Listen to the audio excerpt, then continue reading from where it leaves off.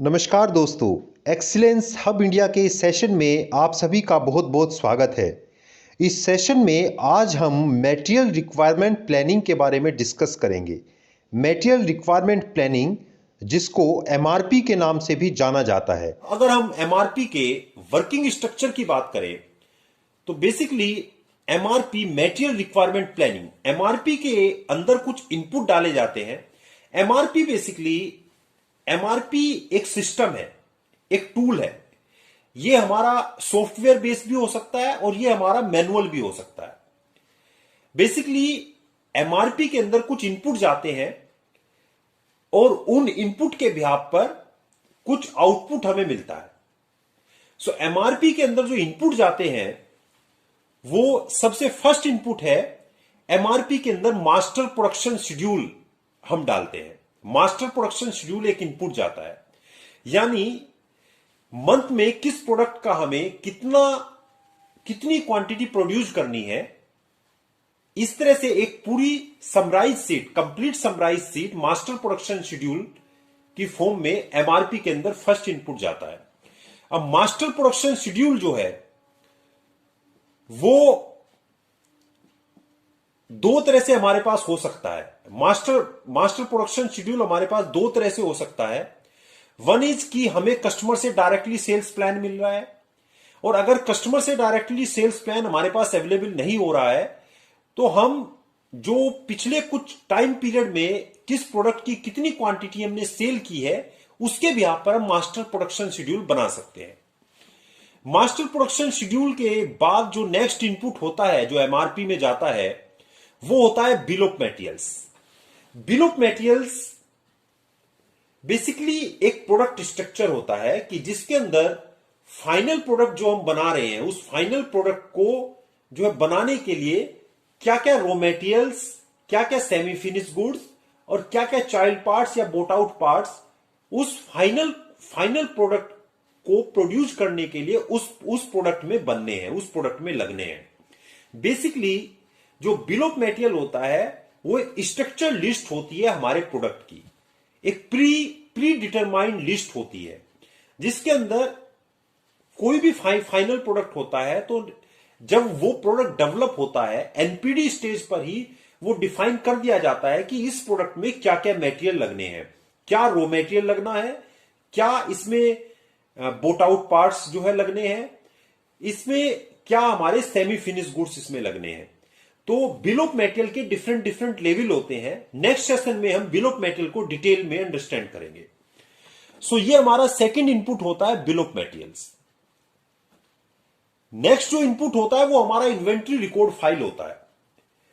Basically inventory record file क्या होता है कि master production schedule and bill of material, इन दोनों को जब हम मल्टीप्लाई करते हैं तो हमारी raw material, bought out parts, raw material and bought out parts या चाइल्ड पार्ट्स की रिक्वायरमेंट कैलकुलेट होकर आ जाती है कि मास्टर प्रोडक्शन शेड्यूल से हमें यह पता चला कि इस प्रोडक्ट की कितनी क्वांटिटी इस मंथ में हमें प्रोड्यूस करनी है या इस ईयर में हमें प्रोड्यूस करनी है।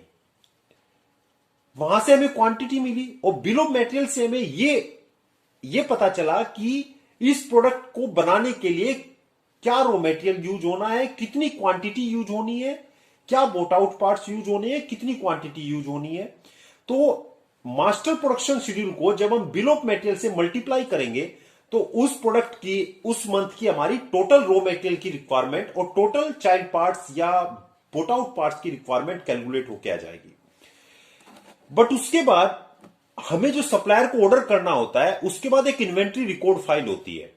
वो रिक्वायरमेंट जब कैलकुलेट हो जाती है उसके बाद मे बी कि कुछ रॉ मटेरियल उस प्रोडक्ट के लिए या वो रॉ मटेरियल जो उस प्रोडक्ट में यूज होना है ऑलरेडी हमारे पास रखा हुआ है। सो किस रॉ मटेरियल या किस बोट आउट पार्ट्स की कितनी क्वांटिटी हमारे पास ऑलरेडी स्टॉक में रखी हुई है वो हमें इन्वेंट्री रिकॉर्ड फाइल से वो पता चलता है कि किस रॉ मटेरियल या किस बोट आउट पार्ट्स की, किस चाइल्ड पार्ट्स की कितनी क्वांटिटी हमारे पास अवेलेबल है। तो मास्टर प्रोडक्शन शेड्यूल और बिल ऑफ मटेरियल से जो रिक्वायरमेंट हमारी कैलकुलेट होती है रॉ मटेरियल्स की, उसमें से इन्वेंट्री जितनी जितना स्टॉक हमारे पास उस प्रोडक्ट का रखा हुआ है, उस स्टॉक को माइनस करने के बाद जो क्वांटिटी आती है वही हम सप्लायर को ऑर्डर करते हैं, वही हम सप्लायर से परचेज करते हैं। सो ये हमारा तीसरा इनपुट है मटेरियल रिक्वायरमेंट प्लानिंग का।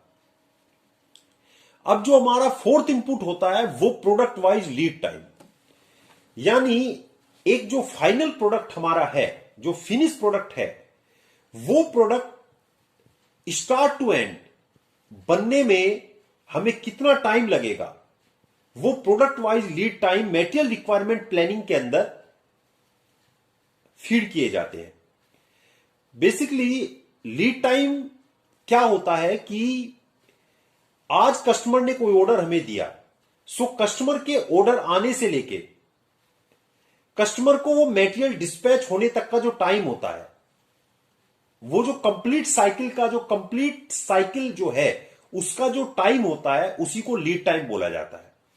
तो product wise lead time basically time and motion study के थ्रू, वर्क स्टडी के थ्रू हम प्रोडक्ट वाइज लीड टाइम की जो है कैलकुलेशन करते हैं। टाइम स्टडी कैसे करते हैं इसके ऊपर भी एक नेक्स्ट सेशन में हम एक वीडियो के थ्रू अंडरस्टैंड करेंगे कि टाइम स्टडी कैसे की जाती है, work study, time study and motion study क्या होती है। सो यहां पर मटेरियल रिक्वायरमेंट प्लानिंग में जो हमारा फोर्थ इनपुट जाता है वो प्रोडक्ट वाइज लीड टाइम जाता है। सो इस तरह से मटेरियल रिक्वायरमेंट प्लानिंग के अंदर हमारे 4 इनपुट गए। One is master production schedule, second is bill of material, third is inventory record file and fourth is जो product wise lead time.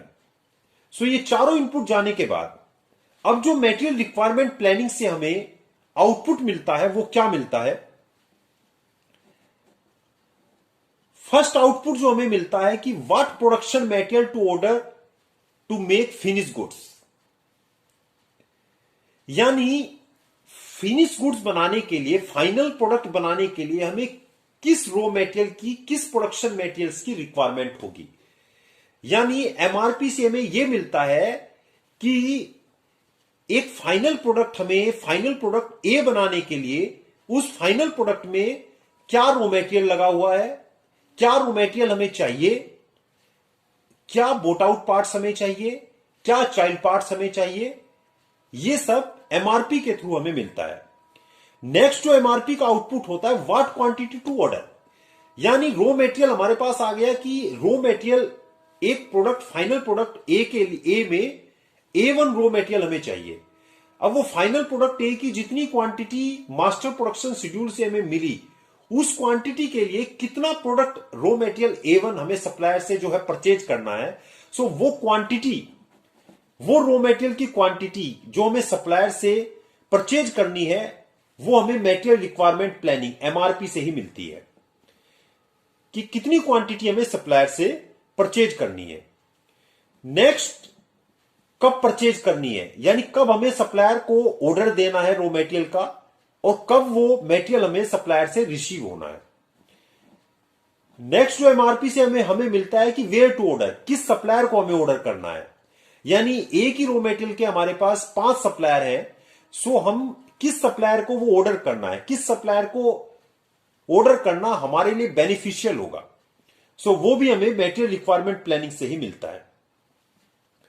Next, material requirement planning हमें रॉ मटेरियल के lead time को भी जो है बताती है। यानी मटेरियल रिक्वायरमेंट प्लानिंग से हमें यह पता चलता है कि अगर आज हम सप्लायर को कोई मटेरियल ऑर्डर कर रहे हैं तो वो रॉ मटेरियल हमें कब रिसीव होगा। नेक्स्ट जो एमआरपी का आउटपुट होता है कि what will be the order start date, यानी जो यहां पर मटेरियल रिक्वायरमेंट प्लानिंग के अंदर हमने लीड टाइम फीड किए थे, उस लीड टाइम से हमें यह मिलता है कि ऑर्डर अगर हमें किस डेट में, जो कस्टमर को, जिस डेट में हमें कस्टमर को ऑर्डर डिस्पैच करना है, सो उस डेट में वो मटेरियल हमारे पास रेडी हो, सो किस डेट में वो मटेरियल फर्स्ट मशीन पर लोड होना चाहिए, किस डेट में रॉ मटेरियल, उस प्रोडक्ट का रॉ मटेरियल फर्स्ट मशीन पर लोड होना चाहिए।